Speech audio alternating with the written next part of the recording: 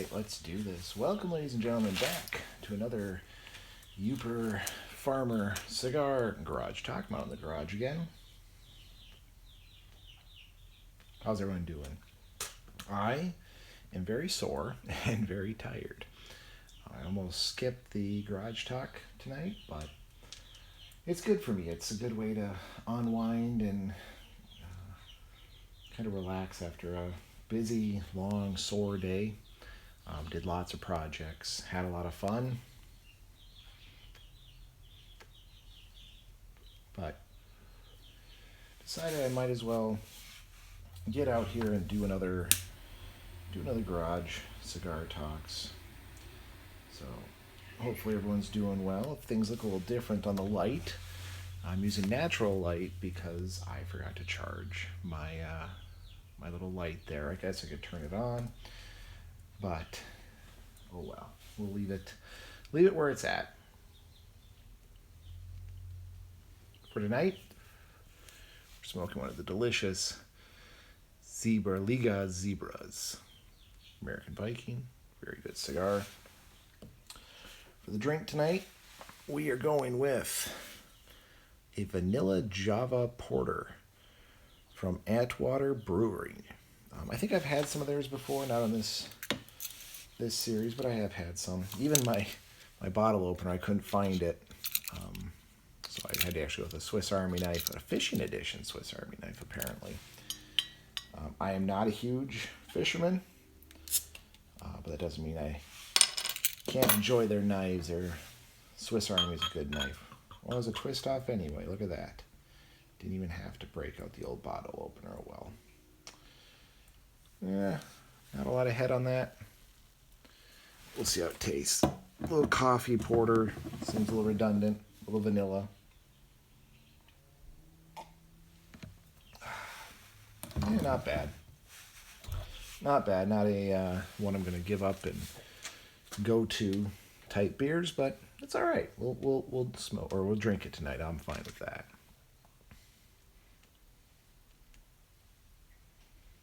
So tonight, I decided we're going to do another war story. Do like sharing those. So it's kind of been a fun little series. I did get in a little bit of trouble.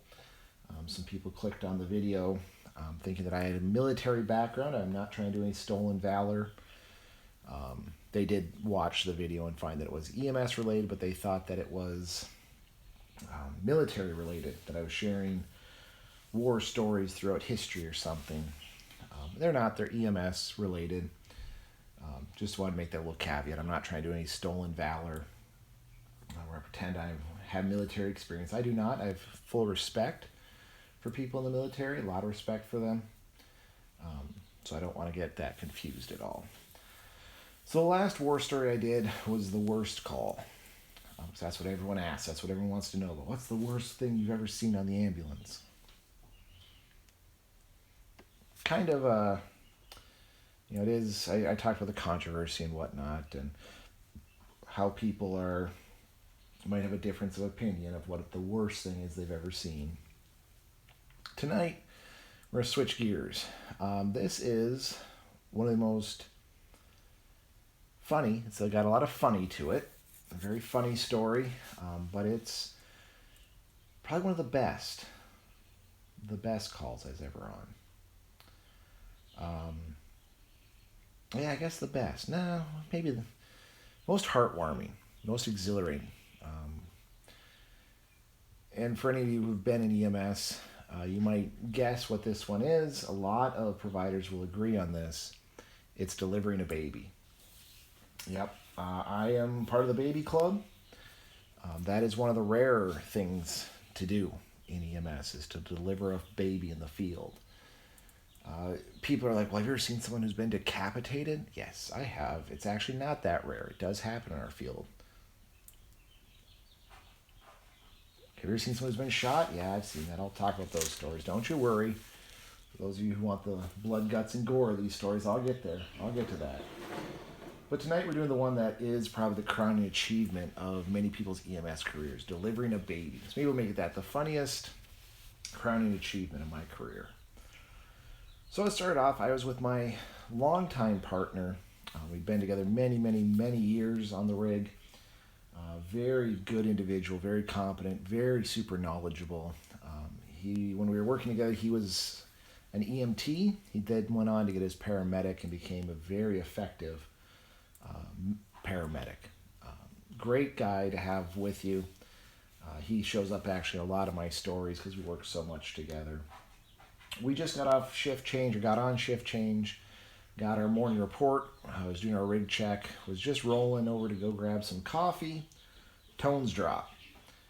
And many people in EMS, many of public servants will tell you this, something about, you just can tell. The tones dropped, and we knew it was going to be something good.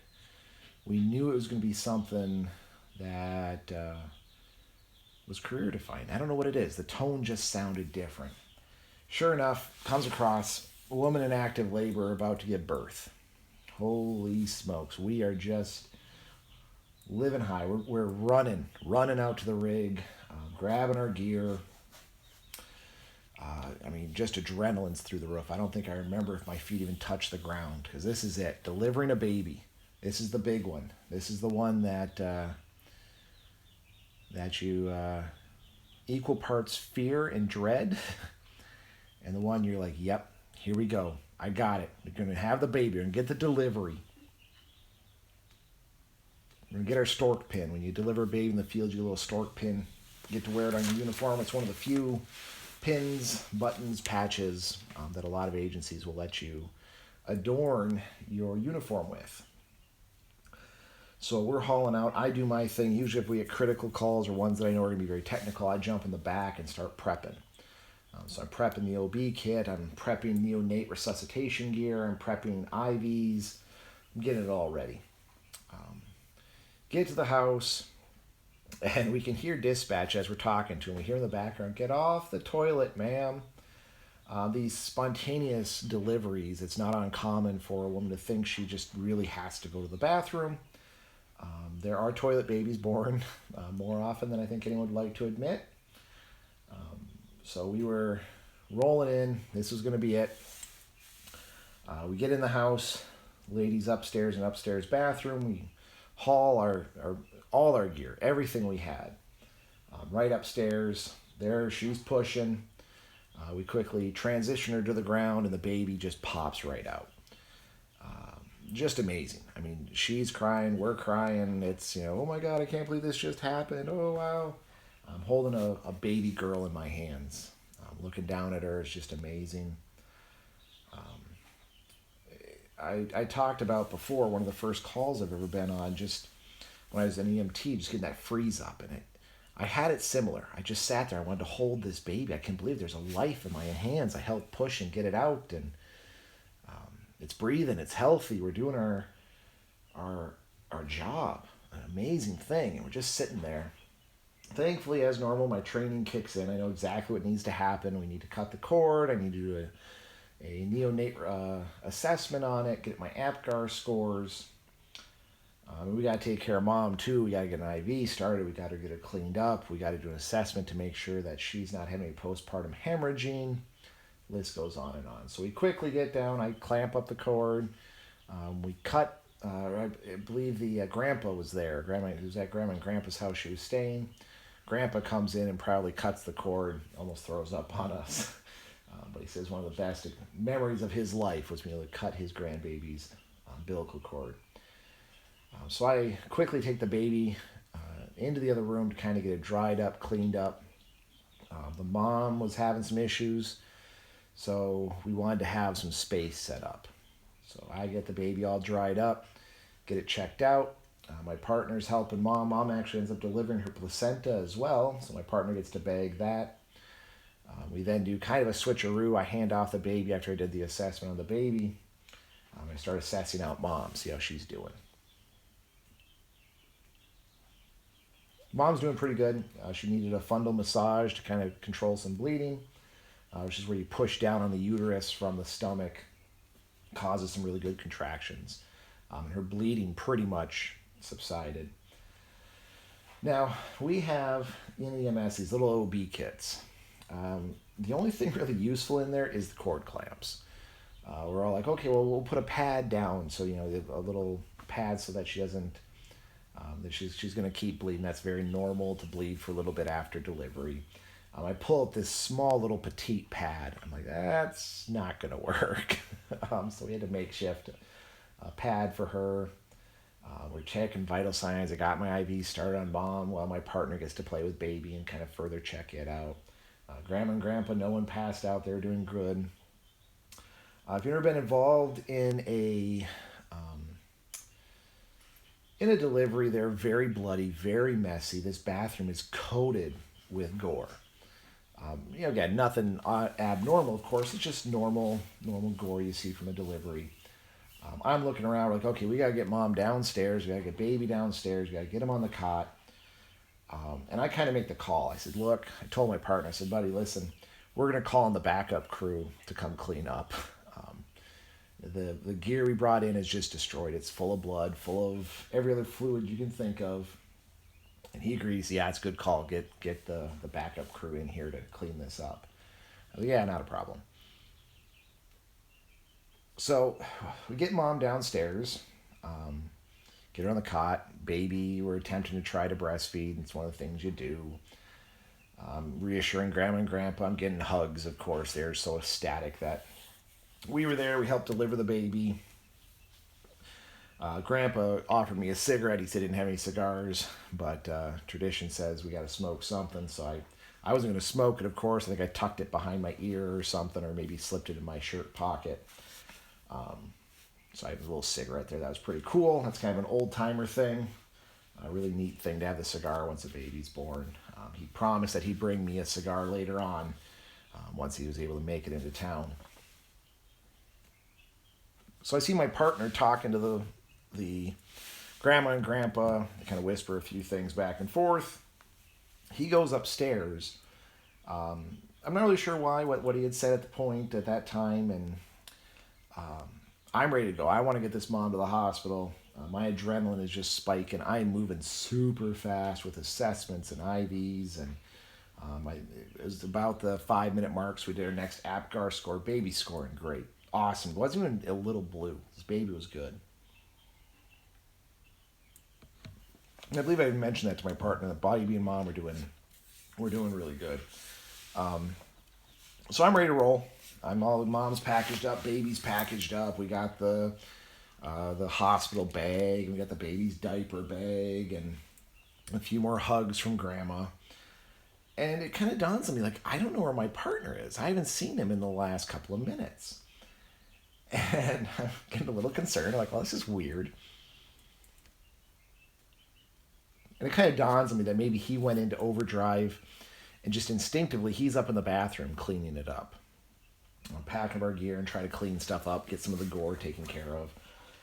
And I'm really frustrated. My partner, I said, I can't believe he went up there and cleaned it. I told him we're going to get the backup crew, the second crew, to come in and clean that up. And Grandpa looks at me and says, son, he's not cleaning up.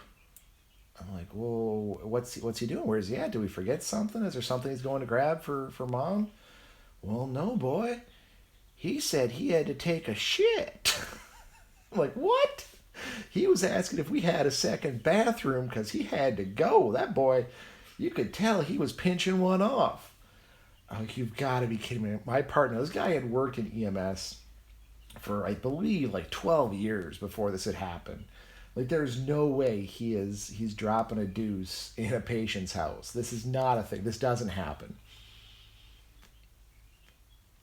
So I can't believe it. I'm like, okay, yeah, all right, sure. And he comes down. He's got this red as red face can be. And he kind of looks at me. He's like, you ready to go finally? I said, what? Okay, I'm not even thinking. I'm like, let's just go. We'll get in the rig. We'll get hauling off to a hospital, give my report and whatnot. So get in the rig.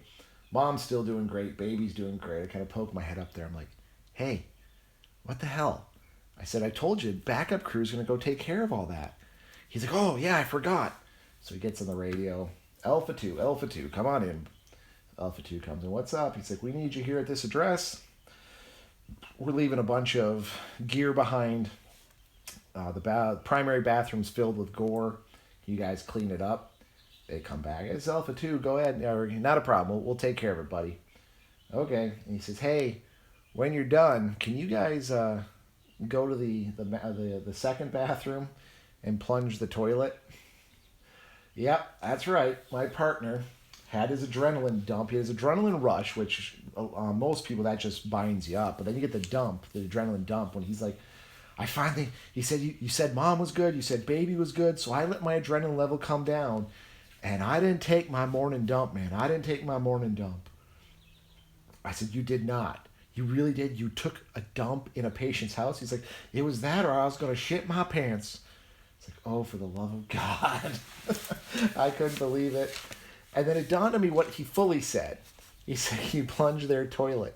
Not only did he take a crap in someone's house, a patient's house, or just after a delivery, but he clogged their toilet, which I'm just dying laughing. I didn't tell mom the story. I know she found out a little bit later. But, yeah, he ended up taking a big old dump on scene, clogged their toilet. And he said, mom was doing fine, baby was doing fine. You came in, said that, both were doing great. He said, my adrenaline was so high going into that call and running that call, just like mine was. I'm not going to deny that.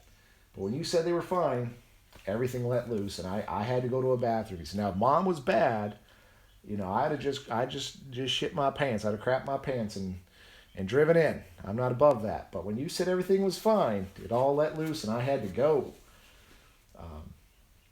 Just a really funny, it was hilarious. I'm laughing. Mom's kind of wondering why I'm laughing and giggling. I had to make up some, it's just a funny thought. Where, we're ecstatic. Yeah, he went and took a big old deucer while on scene. He has never lived that one down. I still talk to him about it constantly. Mom and baby got to the hospital. No injuries, no incident. Took photos and high fives and attaboys. I did smoke the cigarette that Grandpa had given me. He never did show up with a cigar. Not like I expected it. 100% did not expect that, but it's pretty cool. I got my stork pin, my pink stork pin, which I still have and cherish. I love that sucker.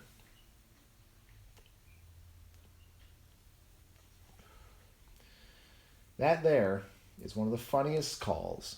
Have your partner do that. And one of the most heartwarming, most rewarding, or biggest accomplishment, delivering a baby in the field. Just amazing feeling. I didn't touch ground for probably 2 weeks easily. I didn't touch the ground. The earth had, I felt light. I wanted to work out, get in better shape. Went home and gave my wife an awesome kiss and told her how much I loved her and how awesome it was. And I think my kids could have set my house on fire and it wouldn't have fazed me. The experience of delivering a baby alone, it's amazing. Absolutely amazing.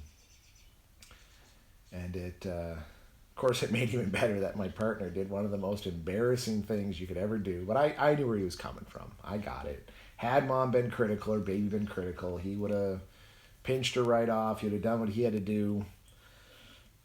But, yep, secondary crew got in, cleaned up the bathroom. I guess apparently mopped it and plunged where he had to and took care of what needed to be done. Pretty awesome. Pretty awesome. If you ever get a chance to deliver a baby, I highly recommend it. You won't touch earth. You'll be on cloud 9 for a month. One of the most amazing things you're going to do is bring life into this world like that. Anyway, there's my biggest accomplishment and one of the funniest stories I actually have to share. So, hope everyone's doing well. Hope you stay safe out there, and we'll see you on the next one.